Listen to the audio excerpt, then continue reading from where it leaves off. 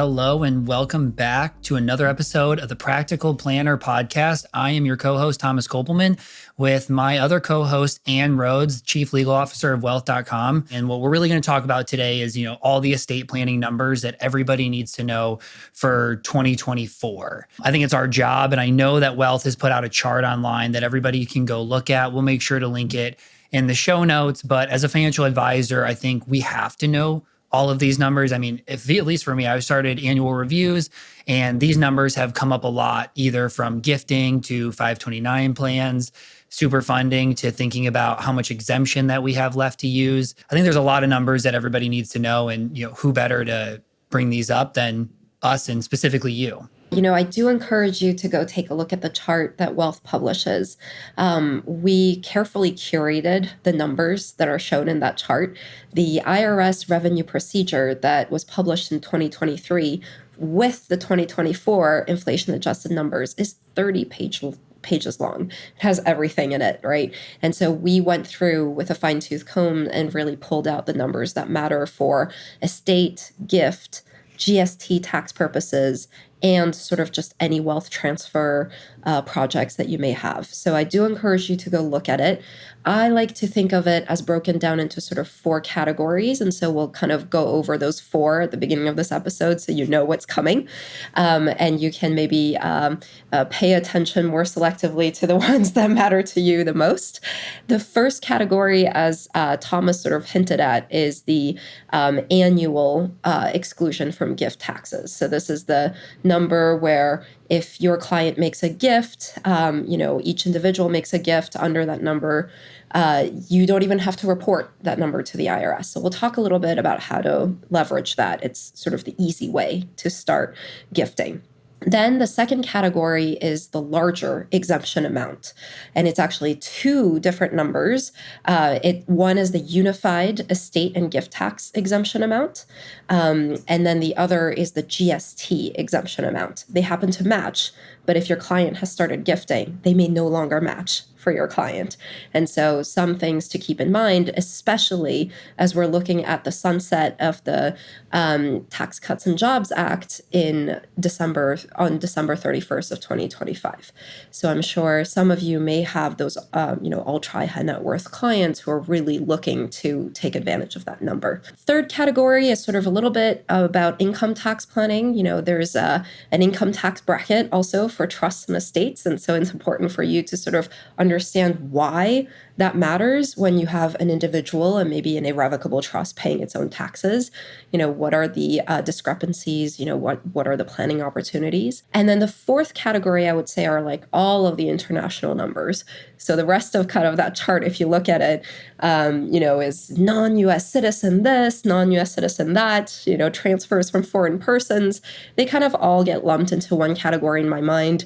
I just want to give you a sense for why they matter, why you might want to keep them in mind, because they're just not the same as for purely U.S.-based planning. All right. Well, let's just start diving right into it. Let's go right into the yearly gifting numbers that everybody needs to know. Thomas, this is where I feel like, you see this day in, day out. So I will ask you to, jump in here with your expertise. But what I will say is this year it has risen to $18,000. What it is that each U.S. individual can give to any other individual $18,000. If you are married, of course, you can double that number, right? $36,000. And you and your spouse together can make up to $36,000 of gifts in value to anybody in the world. And the IRS would just close its eyes and say, you don't even need to report that on a Form 709 or the gift tax return. And that's totally okay. So, Thomas, how are you seeing it being used? I think for me, just working with the client base that I'm working with, I think one is talking about 529s, and that goes into the 5-year super funding, right? I mean, I have a lot of clients who had really good income earning years last year. We have a bunch of cash on the sidelines we're thinking of what to do with, and fully doing their 529 in 1 year can be really impactful. I think, every advisor here should kind of know these annual gifting numbers, but they should also know, right, if you go above and beyond that, it doesn't create a taxable event unless you've used all of your lifetime exemption. This is something I spend a lot of times explaining to clients. And then the other one that you hit on too is that this is to everybody. So mom and dad can give to one child, each 18,000. Mom and dad can give to another child. They can give to, grandkids. They can give to whoever. People get really confused about this, thinking like that's the amount that they can give per year. But there also are other expenses, right? So there are things that parents can pay for that the dollar amounts don't count towards this, right? Education, healthcare expenses, what other ones are in your head on that? One very popular one, actually, there are two of them. So the IRS hasn't necessarily blessed this, but it's hard to police, to be honest, and everybody does it. So a couple of other things. If you go on vacation with your kids and you are there, right? So this is not just paying for their vacation to go somewhere without you, but if you happen to be there, those dollars you spend on them don't count towards that gift. That's a good one. Yeah. Another one that's interesting too is actually paying the taxes on any trust for which you are still considered the grantor from an income tax perspective. So you set up an irrevocable trust for education purposes for all of your descendants. You're still alive today, right? And so you've set up the trust so that it's considered a grantor trust. Actually, the taxes that you still pay on the investments within that trust, when you pay those taxes, they don't count as gifts. So those are some important techniques actually used in estate planning, that grantor trust status. I think one other one I want to add too, that just a planning thing for advisors. So, I have plenty of clients who are first generation wealth. I have plenty of clients who, have some pretty wealthy parents. And I think one thing that we're talking about is, I think these conversations are happening more between parents and their kids of like, here's kind of the wealth level we have. Maybe here's some of the inheritance that you might have. And one thing I actually urge some of my clients to talk to their parents about if they're already having these type of conversations is around like maybe helping gift now while they're alive. One thing I really admire about what my grandma did is she was pretty wealthy, but her big thought was I'd rather impact my family's lives while I'm around and can see that. And so she did a lot of yearly gifting. She helped pay for college. She just did things to help not just pass away and hand off the money and say like, hopefully they do something good, but watch the impact on a year-to-year basis, especially knowing that most people, if your parents are going to live to their mid 80s, you're getting your inheritance in your 50s or 60s. It's a lot more impactful than receiving some potentially in your 20s, 30s, or 40s when you might have more of a need for those funds. Not only that, Thomas, and we will come back to the annual exclusion gifting because there's a couple more things to say there, but on your grandmother, what she did that was so smart and that we as, estate planners try to convince our clients to do is, any dollar of your exemption, your gift exemption that you use today is going to be invested and appreciate over the course of your life. So that same dollar you give today will actually be like $2 or $5 of exemption if you were to pass away at that time, giving the same asset, right? And so you actually, because of time value of money and all of that, it's so much better to use your, like $12+ million exemption. I mean, 13 million now today, and have that grow to, let's say, even $25 million at your death, right? You've just gifted away at your death $25 million of exemption, basically, right? So that's really powerful planning. I got to stay on this topic because I had the same conversation last week. So I have a household who they're like 20 million net worth in their early 40s. So like very, very wealthy. And, they had set up a revocable trust and we're like, that's great. That's great. Step one, they'd never worked with an advisor before. And one thing, I brought up this year is like, this is the year we probably really start looking into doing some deeper estate planning. And their thought was, okay, like we get that. We know we need to do this. We know we should set up some irrevocable type trust. What if the exemption change doesn't happen, right? Is it really that important for us to do? And that was the big point that I had is, let's say 70% of their wealth is in one company, a very, very valuable company that has grown a ton over the last 10 years. And that was the big piece I brought up is like every 1 or 2 years, right? Like even if the exemption doesn't change, the fact that we could put $1 million of this stock in there that has a price target of 50% higher than next year becomes really impactful because $1 million might be worth 2 in 5 years and it might be worth 4 in 10 years, and et cetera. And so you only had to use 1 million of that total exemption to potentially end up, long-term getting 5, 10, million and above outside of your estate. We'll discuss that a little bit too when we jump to that second category, right? We've started talking about using that the bigger exemption amount. On the annual gift exclusion number, I just wanted to mention a couple of other ways that you might want to consider using that. One very common method is the ILIT, the Irrevocable Life Insurance Trust.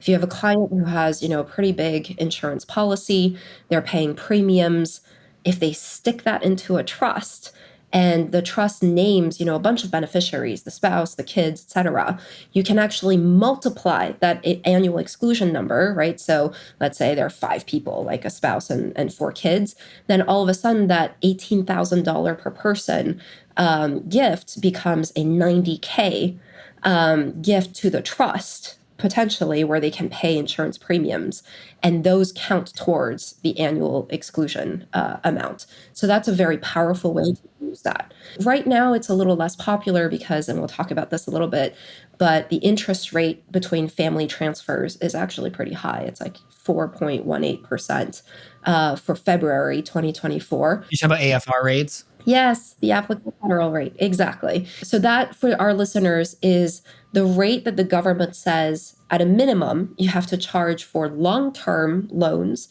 between family members and compounded annually. There are slightly different rates for, different compounding, quarterly, monthly, whatever it may be.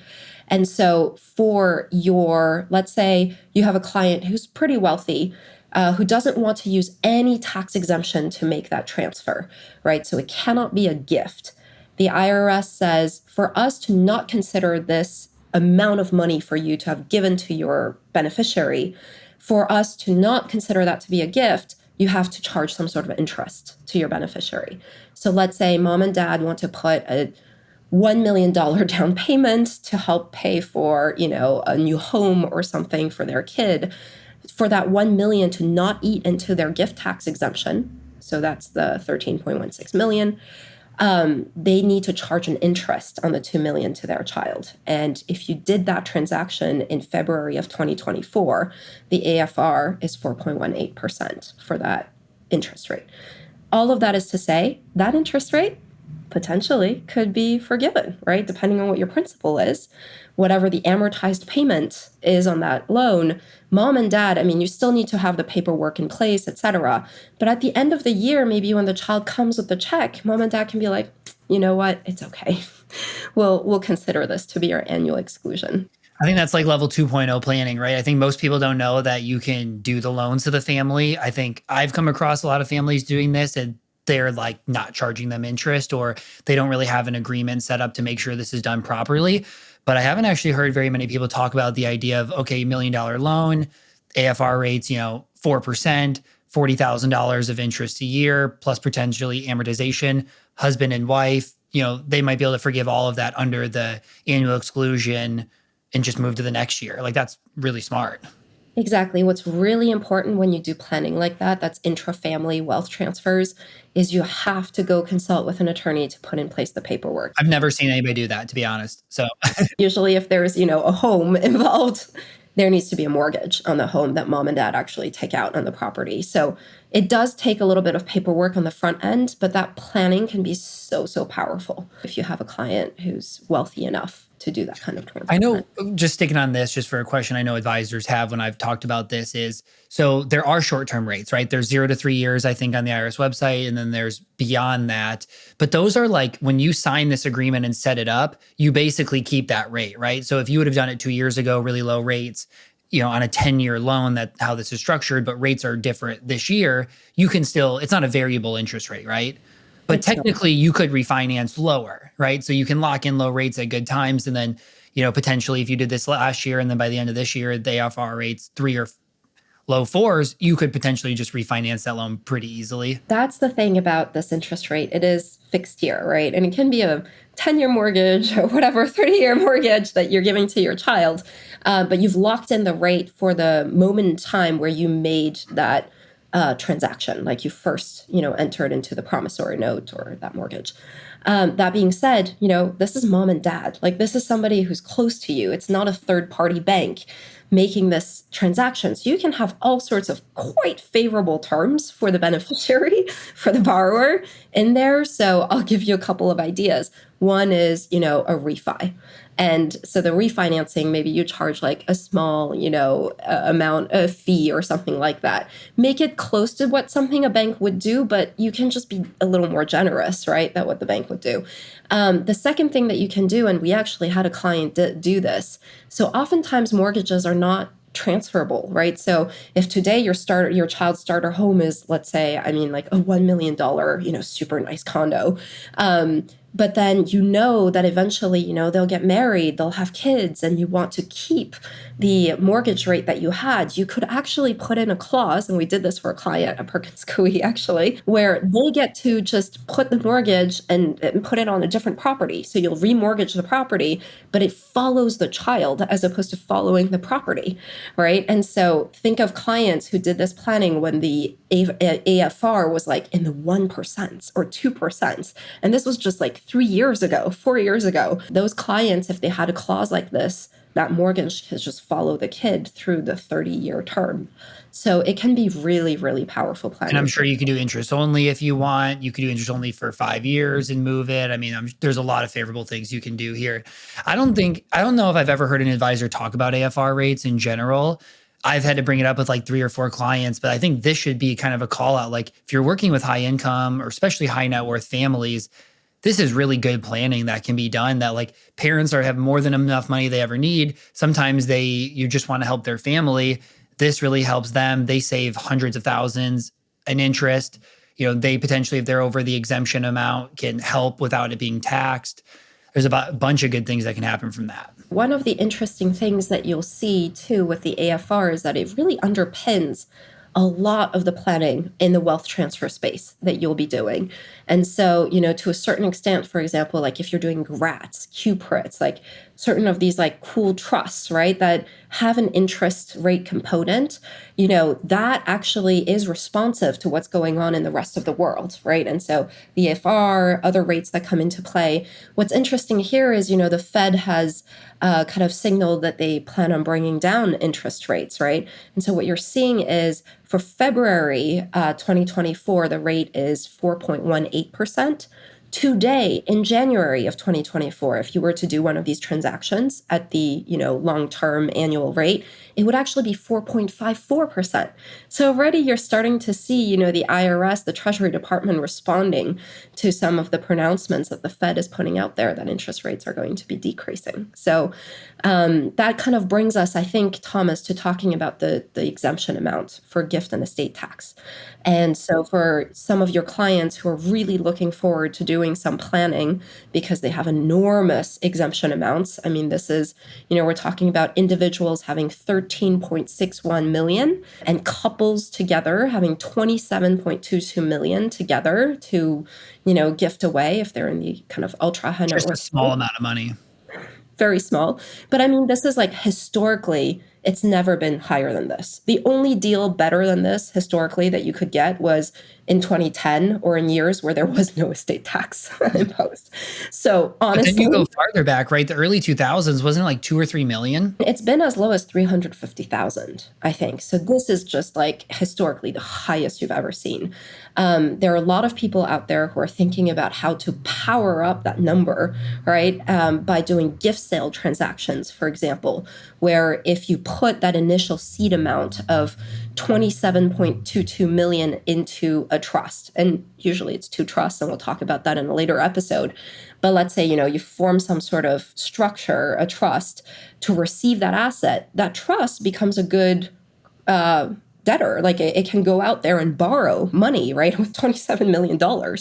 And so it can borrow money from the original, gifters. This is mom and dad, right, who are doing these transactions. And, debt to like the seed amount can be as high as like 9 times. So all of a sudden, your initial trust could have as much as $272 million by leveraging this tax exemption. And so obviously, this is a transaction like on the upper end that you do for like the ultra high net worth clients. But that's something people do, right? At another kind of level, a lot of people are thinking about slots. SLAT stands for Spousal Lifetime Access Trust. This is for somebody who doesn't necessarily want to, supercharge that $27.22 million gift to beneficiaries who are in lower generations. This is for someone who's like, I still need to enjoy, that money that I made. I can't just part with it outright. And so in that case, they might form a trust for the spouse. Because if you think about it, if you've gifted away assets to your spouse, is your spouse really going to cut you off from enjoying those assets? Probably not, right? And so, we can talk about divorce, separation, all that, but you can have spouses who gift to each other. This kind of planning, the SLAT planning, needs to be done incredibly carefully. But what it allows people to do is continue to access the funds while using their full exemption amount before it decreases in 2026. As I say, I think that's probably the most common trust structure that we've been talking about with clients. But I also think it's something that like people need to get right. I had somebody respond to one of my posts this week. He's like a founder of a business. He was like, brought up slats, and I was like, totally, slats are really great. You just really have to make sure they're not identical assets and they're probably not in identical states. And he's like, what are you talking about? I'm like, oh no, like if you just did any of this, but you didn't do it correctly, right? They can't be identical. And that's something I don't know. Nobody's writing these on their own. So you would assume the estate planning attorney helping draft these at least knows that basis. Because I know for us, when we're at the estate planning attorneys, it's always different states, different assets, different years. Those are like the three things that they want to hit on. Absolutely. So we can have a whole episode on slats. Today's episode is going to be dense. It's going to hit you with a lot of tax, vocabulary, etc., and numbers. So if you want to hear in greater detail some of these planning strategies, we can definitely talk about those. Slats, the bottom line is Wealth.com is not going to do slats. I'll just be honest with you.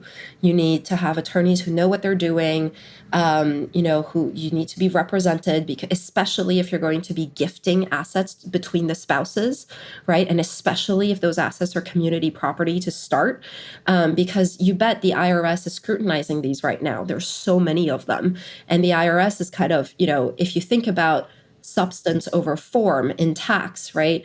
Like you gifting assets to your spouse and then having your spouse gift assets back to you, that crisscrossing of assets, like the IRS is going to really look at that and be like, did you truly make a gift? Or can I just ignore all the transactions and say, you guys just kept everything in your own hands? You didn't successfully use your exemption. So unwinding that would be disastrous to the planning. So just make sure that you're very careful and that you have an attorney who knows what they're doing with these slats. Another thing to be careful about with the slats is income tax planning. Remember, we mentioned this grantor trust kind of idea. Grantor trust is where any income generated by that trust, by the assets inside the trust, need to be paid by somebody. Is it the trust paying the taxes, or is it you as the creator of the trust continuing to pay those taxes? Slats, by and large, you continue yourself to pay those taxes. And so if you did this transaction because you really wanted to use your exemption, but you still need to live on the assets, do you have enough in your own hands to continue paying the income taxes? Right? That there's a tax burden still. And so all of a sudden, if you need to have distributions come up from the trust because you overfunded the trust, you don't have enough money in your own hands to keep living, your unfettered life and to pay taxes. You've overfunded those slats. So that can be difficult too. So how do you get those distributions out?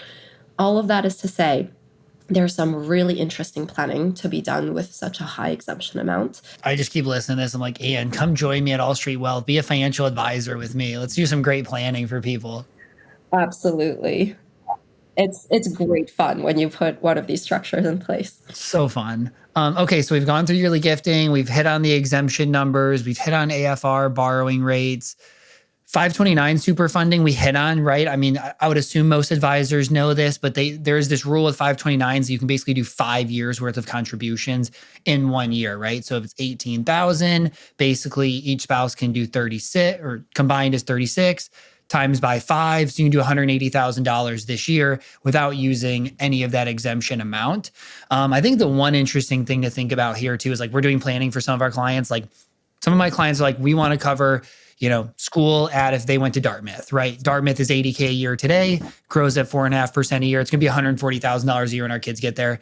All right, well, that's actually not going to get you enough. Like $180,000 is not enough, but you want to think through this, but then remember that the next 5 years, you only can add based on the exemption increase, right? So last year, if it was 17, this year went 18, it freed up a couple of $1,000s that can get added. But the 5 year means that you close that 5 year window of actually being able to contribute more.